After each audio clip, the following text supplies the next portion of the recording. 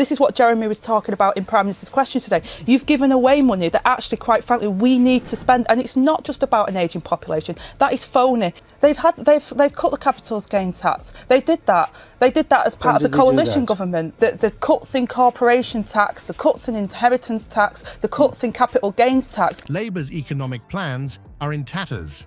Andrew Neil's relentless questioning revealed a web of contradictions and broken promises that have left voters reeling. Before we move on, I'd like to ask you a small favour. If you appreciate this content, please take a second to like this video and subscribe to the channel. Over 98% of you watch the videos without subscribing.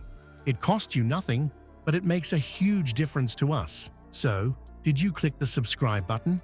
Great, thank you so much. Now, back to the video. From the $25 billion national insurance increase to the betrayal of WASPI women, Reeves couldn't defend Labour's position. As approval ratings plummet, one question remains. Can Labour recover from this catastrophic interview? Rachel Reeves strode into the interview studio, exuding an air of confidence that would soon crumble under Andrew Neil's relentless questioning.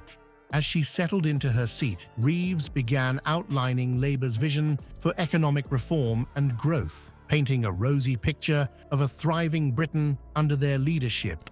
But Neil, ever the seasoned journalist, wasn't about to let her off easy.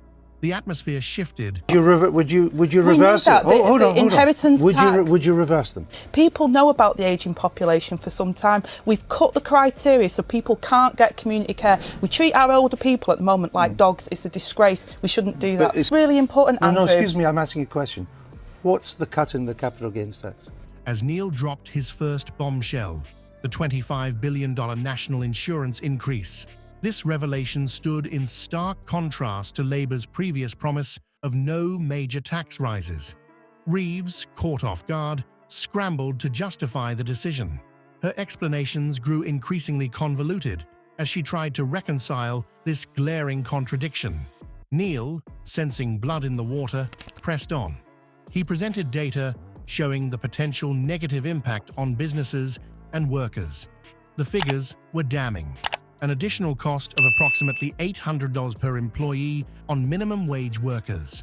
Reeves' composure began to crack as the full implications of Labour's policy became clear. In a moment of startling honesty, Reeves admitted that while employers would bear the initial cost of the national insurance rise, the burden would ultimately fall on workers through lower wages and fewer job opportunities. This admission sent shockwaves through the studio, undermining Labour's claim to be the party of the working class. As Reeves struggled to regain control of the narrative, Neil delivered another blow. He highlighted the contradiction in Labour's economic strategy, questioning how they could champion workers while implementing policies that could reduce their take-home pay. Reeves's attempts to explain fell flat, further damaging Labour's credibility. The true cost of Labour's economic plans was becoming apparent, and it was shocking viewers across the nation. Neil pointed out that this increase in national insurance was seen as a measure to address a projected $22 billion deficit in public finances, a deficit Labour had previously downplayed. The party's fiscal management and transparency were now under severe scrutiny. As Reeves attempted to regain her footing, Neil deftly shifted focus to another contentious issue. The shadow of Labour's economic promises loomed large, and the interview was far from over. The question on everyone's mind: what other revelations would this grilling bring to light? Just when Reeves thought she'd weathered the worst of Neil's questions, he turned to a topic that would expose a shocking betrayal. How would she explain Labour's dramatic U-turn on a promise that affected millions of British women?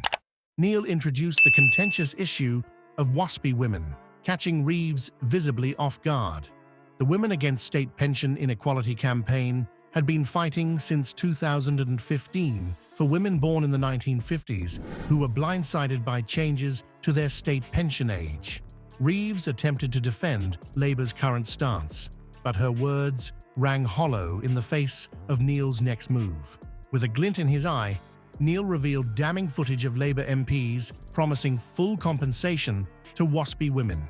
The contrast between these past assurances and Labour's current position was stark. Reeves squirmed in her seat, struggling to reconcile the party's earlier commitments with their present refusal to address the injustice. Neil pressed further, highlighting the Ombudsman's ruling that the government had failed to adequately notify these women about the pension age changes. This was precisely the issue Labour had previously vowed to rectify. Reeves's attempts to justify the policy shift fell flat, as she claimed that 90% of these women were aware of the changes. Her statement not only contradicted the Ombudsman's findings, but also undermined the very essence of Labour's past promises. The interview took a poignant turn as Neil presented heart-wrenching testimonies from affected women. Their stories of financial hardship and shattered retirement plans painted a vivid picture of the human cost of Labour's U-turn. One woman's account of having to sell her home to make ends meet left Reeves visibly shaken. As Reeves fumbled to explain Labour's change of heart, Neil dropped another bombshell. The cost of compensating WASPI women could reach $10.5 billion, a sum that Labour now claimed it couldn't afford under its current economic plans. This revelation raised serious questions about the party's financial management and its ability to fulfill its promises. The full extent of Labour's betrayal of WASPI women became painfully clear. Neil's relentless questioning had exposed a fundamental shift away from the party's traditional values of supporting vulnerable groups. As Reeves's credibility crumbled before the nation's eyes, Neil prepared to deliver the final blow. The question hanging in the air was clear. If Labour couldn't be trusted to keep its promises to WASPI women, what other commitments might they break? As the dust settles on this explosive interview, Labour's economic credibility lies in tatters. Andrew Neil's relentless questioning exposed a web of contradictions that have left voters reeling. The $25 billion national insurance hike, a clear betrayal of Labour's no-tax rise promise, has cast a long shadow over their economic plans. But perhaps even more damaging is the WASPI women debacle, where Labour's about-face on compensation has shattered trust among a key voter demographic. The fallout has been swift and brutal.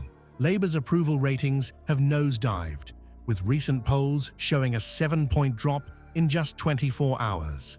Public trust in their economic competence has plummeted, with 62% of respondents now saying they don't believe Labour can manage the economy effectively. As the dust settles, one question looms large. Can Labour rebuild its economic credibility, or has this interview dealt a fatal blow to their chances at the next election? Only time will tell. But one thing's for certain. Rachel Reeves and her team have a mountain to climb if they hope to regain the public's trust.